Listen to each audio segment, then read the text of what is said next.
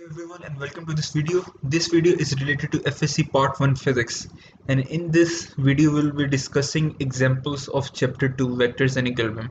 We'll be discussing examples up to 2.5. So let's begin with 2.1. तो 2.1 में basically हमें दो एरोप्लेन्स की पोजीशंस गिवन है और हमें कहा और हमने दो चीज़ें कैलकुलेट करनी है, उनके पोजीशन वेक्टर्स और उनके दरम्यान में डिस्टेंस।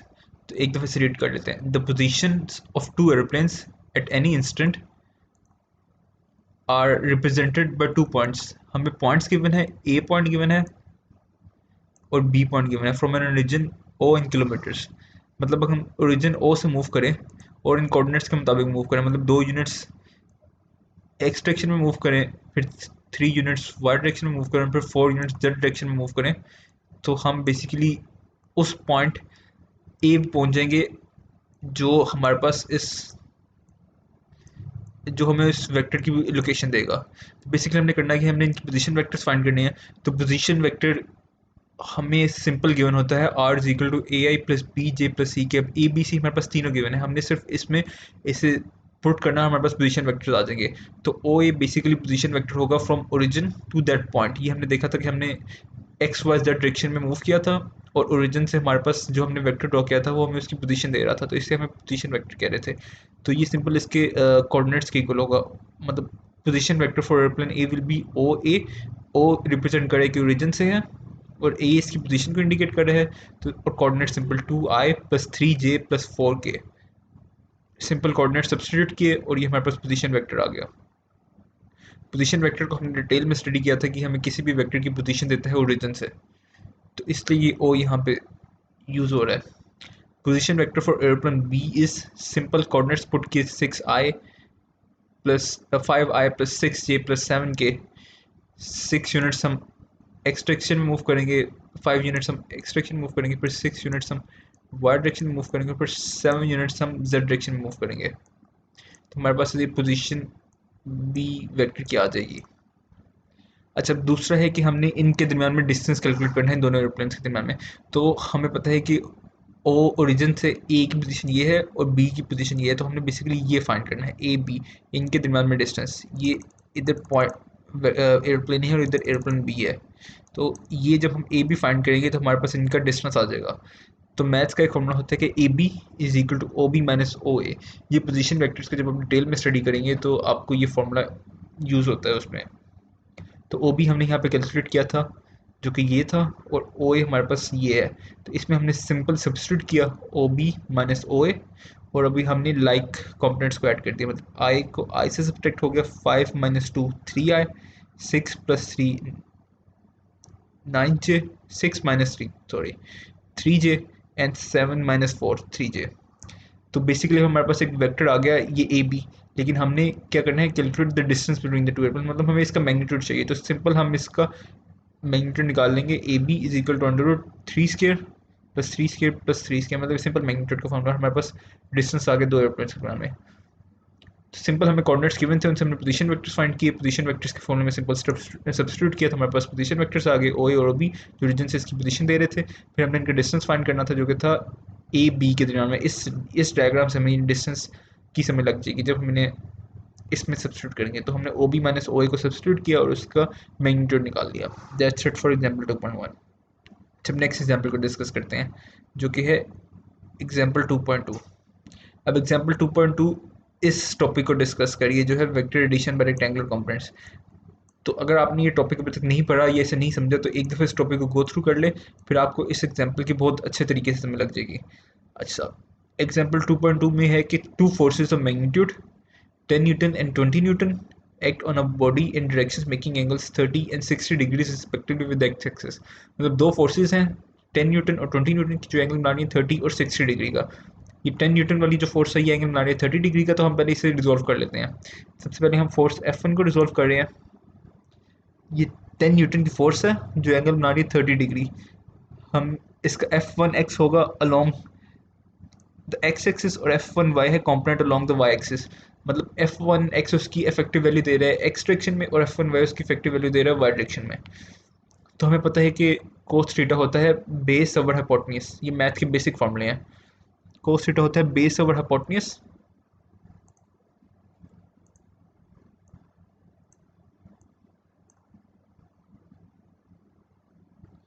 अच्छा, तो cos थीटा यहाँ पे बेस हमारे पास है f1x, जो कि हमारे पास अननोन है। बेस होके हमारे पास f1x और हाइपोटेन्यूज है 10 न्यूटन f1।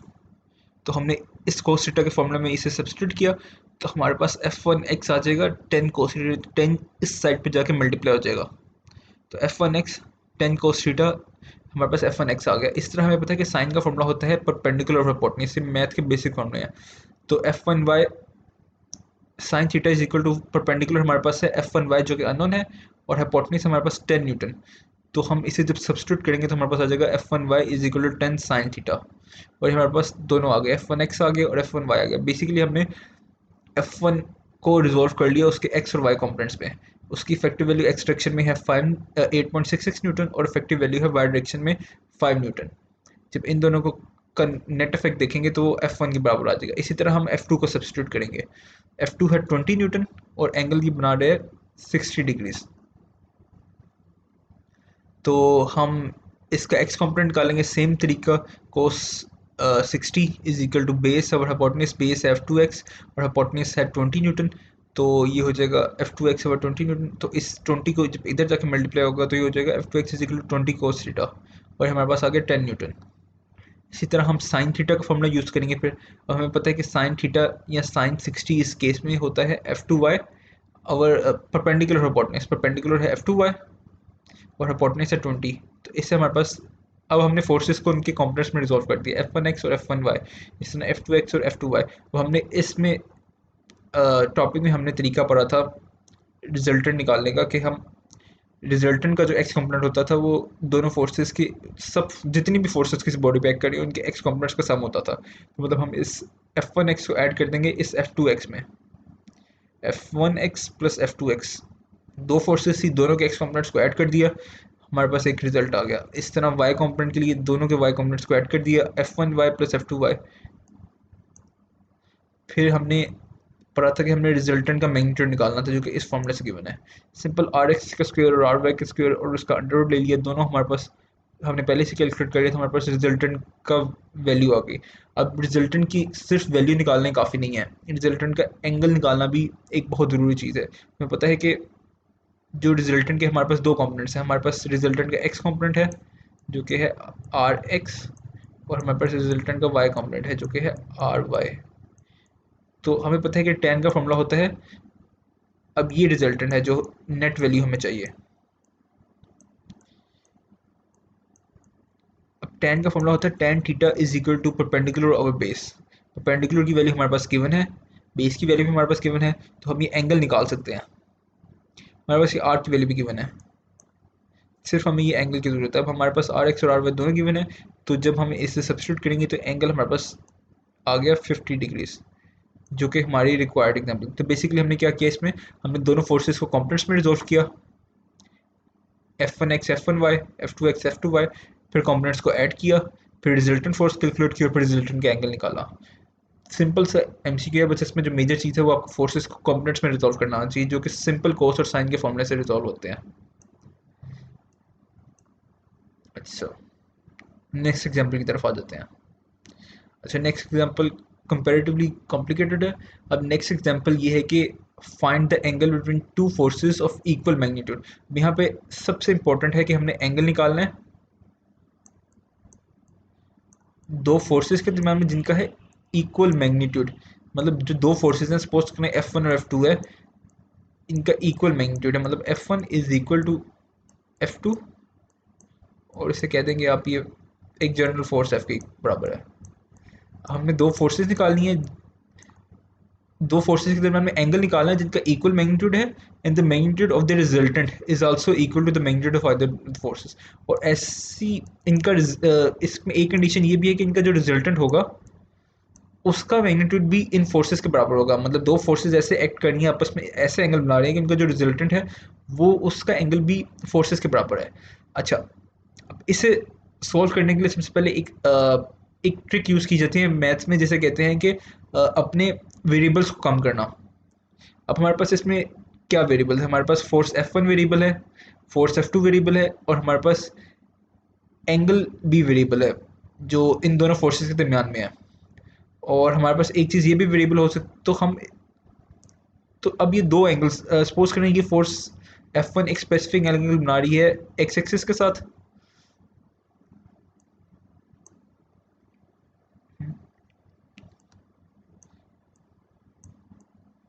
लेट्स एज्यूम कि ये एक फोर्स F1 है जो कि एंगल थीटा 1 बना रही है एक्स एक्सिस के साथ, और F2 थीटा 2 बना रही है सपोज करें एक्स एक्सिस के साथ। अब हमारे पास चार वेरिएबल हो गए, एक F1, F2, थीटा 1 और थीटा 2, फोर वेरिएबल्स हैं हमारे पास। तो मैथ्स में चीज़ होती है कि वेरिएबल्स को कम करना। अब हम ये वेरिएबल कैसे कम कर सकते हैं? फोर्सेस तो अननोन है, मतलब फोर्सेस इक्वल हैं, तो F1 और F2 हमें पता है कि बराबर है, तो हमारे पास वेरिएबल कम हो गए। चार वेरिएबल की बजाय हम आगे तीन वेरिएबल्स पे। अब एक वेरिएबल कम करने का और तरीका होता है अगर हम इस एक्स एक्सिस को फर्स्ट फोर्स की डायरेक्शन में ज्यूम कर लें, मतलब हम ज्यूम करेंगे जो F1 है ये एक्स एक्सिस पे ही लग रही है, क्योंकि हमारे लिए वो इंपॉर्टेंट नहीं है कि उसका एंगल एक्स एक्सिस के साथ क्या है। हमारे लिए ये इंपॉर्टेंट है कि दोनों फोर्सेस का आपस में एंगल क्या है, ये वाला एंगल हमारे लिए बहुत इंपॉर्टेंट है। लेकिन जो फोर्स इस एक्स एक्सिस के साथ एंगल बना रही है वो हमारे लिए इंपॉर्टेंट नहीं है, तो हम ये ज्यूम कर सकते हैं कि ये फोर्स F1 जो है वो along the x axis act कर रही है, तो हमारे पास ये थीटा 1 ज़ीरो हो जाएगा। सिर्फ हमने एजम्पशन ली, और इस एजम्पशन में कोई मसला नहीं है, और इससे हमारे पास तीन की बजाय कितने वेरिएबल रह गए? दो वेरिएबल रह गए। तो बेसिकली हमने ये तरीका यूज़ करके अपने वेरिएबल्स कम कर रहे हैं।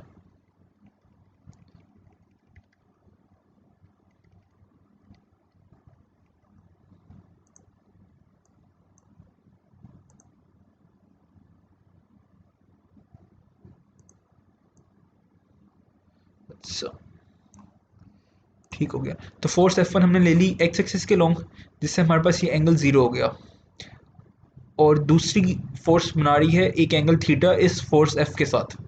अब हम इसे कॉम्पोनेंट्स में रिजॉल्व करते हैं। F1 का एक्स डायरेक्शन के साथ एंगल बन रहा है ज़ीरो, तो R X is equal to F1 cos zero plus F2 cos theta. ये थीटा बना रही है F2 इसके साथ। F1 एंगल बना रही है ज़ीरो क्योंकि ये एक्स एक्सिस के लॉन्ग है, और F2 एंगल बना रही है theta with the x axis. तो ये कोस ज़ीरो हमें पता है कि कोस ज़ीरो होता है 1 के इक्वल। ठीक, सॉरी ये cos zero is equal to 1। तो हमारे पास आ गया R X equal to F1 plus F2 cos theta. अब F2 कोस थीटा कैसे आया? सिंपल कोस के फॉर्मूले से हमने ये भी निकालेंगे कि हमने इसका एक्स कॉम्पोनेंट फाइंड करना है, तो वो होता है कोस थीटा हमें पता होता है बेस ओवर हाइपोटेन्यूज के इक्वल। तो बेस हमारे पास हो जाएगी F2x और हाइपोटेन्यूज हो जाएगा F2। तो बेसिकली कोस के फॉर्मूले से ये यूज निकल रहा है F2 कोस थीटा।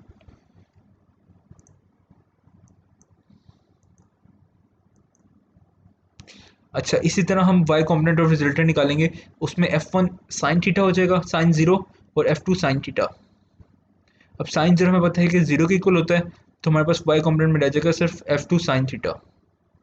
हमारे पास जो पहले से कंडीशन गिवन थी कि फोर्सेस का मैग्नीट्यूड सेम है, मतलब F1 is equal to F2 and their magnitude is equal to resultant, मतलब F2 is equal to R, और इसे हम कह देते हैं रिजल्टेंट के इक्वल है, और इसे हम कह देते हैं कि फोर्स F के इक्वल है। ये जो कंडीशन इसमें गिवन है, ठीक है। अब हमने रिजल्टेंट फोर्स का हमें पता है फॉर्मूला होता है R is equal to R X square plus R Y square. तो हमने इसमें सब्सटीट्यूट किया आर एक्स को F1 plus F2 cos theta का स्क्वायर, ये आर एक्स की जगह पे सब्सटीट्यूट हो गया, और आर वाई की जगह पे ये F2 साइन थीटा का स्क्वायर सब्सटीट्यूट हो गया। ठीक, अभी तक हमने यहाँ तक कर लिया, सही है। हमने सिंपल सब्सटीट्यूट किया है। अभी हमने अब हमने ये कंडीशन सब्सटीट्यूट की, F1 is equal to F2 is equal to F।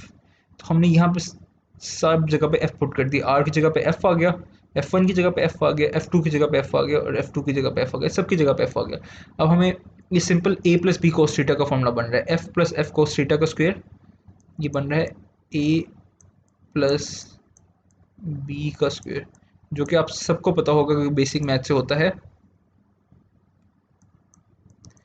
A square plus B square plus 2 A and B. ये मैथ का बहुत बेसिक फॉर्मूला है।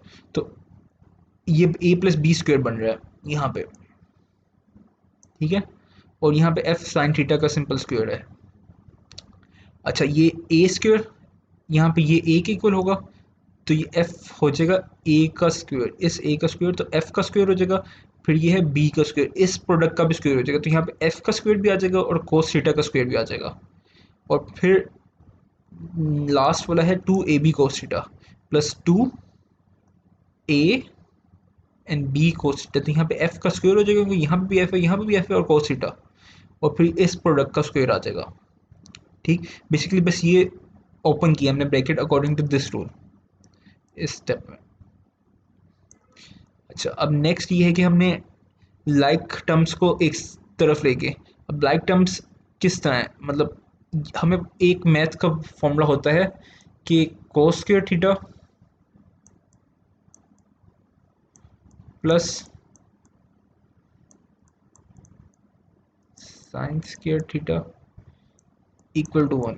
अब इन दोनों फॉर्मूलेस की डेरिवेशन वगैरह यहाँ पे समझना हमारे लिए ज़रूरी नहीं है, बस मैथ के फॉर्मूले होते हैं, हमारे लिए समझना ज़रूरी है कि एफ कोस स्क्वायर थीटा और sine square theta is equal to 1। तो यहाँ पे F square cos theta square और साइन थीटा स्क्वायर को हम एक साइड पे लेंगे। अब ये कोस थीटा स्क्वायर और साइन थीटा स्क्वायर इनमें कॉमन है, अगर हम ये एफ स्क्वायर अगर कॉमन आ जाए तो ये हमारे पास आ जाएगा cos theta plus sine square theta, ये आ जाएगा 1 के इक्वल, ठीक है। और ये दोनों यहाँ पे कैंसिल हो जाएंगे क्योंकि ये इक्वल के दोनों अलग अलग साइड्स पे हैं, तो हमारे पास ये बचेगा two F cos square theta plus F square. अगर हम इस एफ स्क्वायर को दूसरी साइड पे ले जाएं तो ये बन जाएगा two F cos square theta, two F cos theta F square theta cos theta is equal to minus F square. यहाँ पे एफ और एफ कैंसिल हो जाएंगे आपस में, तो बन जाएगा cos theta is equal to -1/2, तो theta is equal to 120 degrees. मतलब अगर दो फोर्सेस के दरम्यान में एंगल 120 डिग्री का हो तो उनका जो रिजल्टेंट होगा उसका मैग्नीट्यूड बनेगा इन फोर्सेस के बराबर। मतलब इक्विलेटरल ट्रायंगल में जो तीनों साइड्स हैं ट्रायंगल की उनका इक्वल मैग्नीट्यूड होता है। तो ये कंडीशन जो एग्जांपल गिवन है ये बेसिकली इक्विलेटरल ट्रायंगल को की गिवन है। तो इसमें जो हमारे लिए समझने की बात है वो ये है कि हमने फोर्सेस को किस तरह रिजॉल्व किया। चार अननोन से हमने तीन अननोन, एक अननोन कम करना था, तो हमने फोर्स F1 को ले लिया लॉन्ग एक्स एक्सिस, जिससे एक एंगल 0 हो गया θ1, तो हमारे लिए सब्स्टिट्यूशन आसान होगी। फिर हमने ये कंडीशन यूज़ की और बाद में उसके बाद सिंपल डेरिवेशन मैथ्स के फॉर्मूले यूज़ करके हो रही है। आई होप कि आपको एग्जांपल समझ लगी होगी, अगर नहीं लगी तो आप कमेंट्स में इससे रिलेटेड क्वेश्चंस कर सकते हैं। अच्छा next example problem is comparatively simple, ये डॉट प्रोडक्ट से रिलेटेड है। तो इसमें एक फोर्स गिवन है जिसका कंपोनेंट्स गिवन है 2i+3j as its point of application moved from A to point B. मतलब एक फोर्स है जिसने एक ऑब्जेक्ट को मूव कर दिया from point A to point B, तो हमने इसका सिंपल वर्क निकालना है। तो हमने ये हमारे पास आर ए गिवन है, position vector of A given है, और आर बी गिवन है, पोजीशन वेक्टर ऑफ बी। हमने ए बी निकाला, डी निकालेंगे कि मतलब ए और बी के दरम्यान में डिस्टेंस कितना कितना डिस्टेंस मूव किया है। D is equal to A B, और ए बी आएगा हमारे पास R B minus R A के, मतलब position vector of B minus position vector of A. ये सिंपल मैथ का फॉर्मूला है। आर ए और आर बी सिंपल हमें पहले से गिवन था। डी हमने कैलकुलेट कर दिया जो कि आ जाएगा आर बी माइनस आर ए से। आर बी को सब्सटीट्यूट किया, आर ए को सब्सटीट्यूट किया, उनको उनके दरम्यान में माइनस निकाला। 5 - 1 एक्स कॉम्पोनेंट्स आपस में माइनस होंगे तो 5 - 1 वुड बी 4 आए। इस तरह 7 - 3 जो कि आ जाएगा 4j। तो फोर्स हमारे पास गिवन थी, डिस्टेंस से मल्टीप्लाई किया, लाइक टर्म्स आपस में मल्टीप्लाई हो जाएंगे, 2 मल्टीप्लाई हो जाएगा इस फोर्स से, तो 2 मल्टीप्लाई बाई 4, और ये 3 मल्टीप्लाई हो जाएगा इस फोर्स से जो कि दरम्यान में प्लस का साइन आएगा, प्लस 3 मल्टीप्लाई बाई 4, तो ये हमारे पास आ जाएगा 8 + 12 is equal to 20 units. So this is it for this example. चलो नेक्स्ट एग्जाम्पल देख लेते हैं। अच्छा, find the projection of vector A in the direction of the vector B. अब इस चीज़ का क्या मतलब है?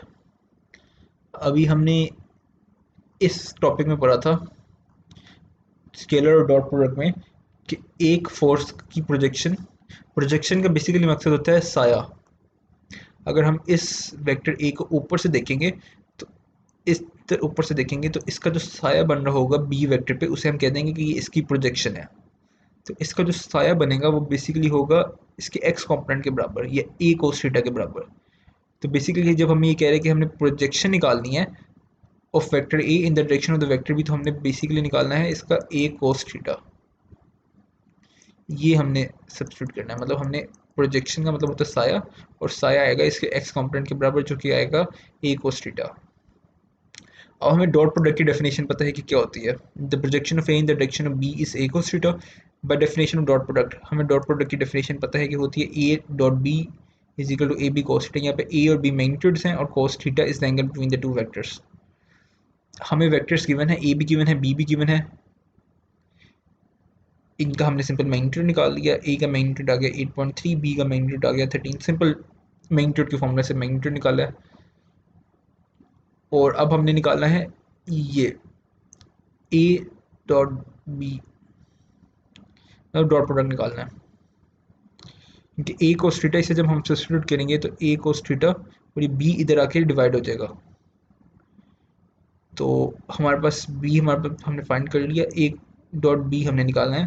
तो इसमें क्या होता है लाइक कंपोनेंट्स आपस में मल्टीप्लाई हो जाते हैं। 2 मल्टीप्लाई हो जाएगा इस 3 के साथ, ये -8 मल्टीप्लाई होगा इस -4 के साथ, और ये 1 मल्टीप्लाई हो जाएगा इस 12 के साथ। तो 2 जब 3 से मल्टीप्लाई होता है तो 6 आ रहा है। 8 जब मल्टीप्लाई हो रहा है 4 से तो माइनस माइनस प्लस हो जाएंगे +32, और इस तरह 1 मल्टीप्लाई हो रहा है -12 से तो ये आ गया 26। तो हमने यहाँ पे सब्स्टिट्यूट किया, इस ए बी की जगह पे आ गया 26, और इस बी की जगह पे हमने ऊपर फाइंड किया था कि ये था 13 के इक्वल।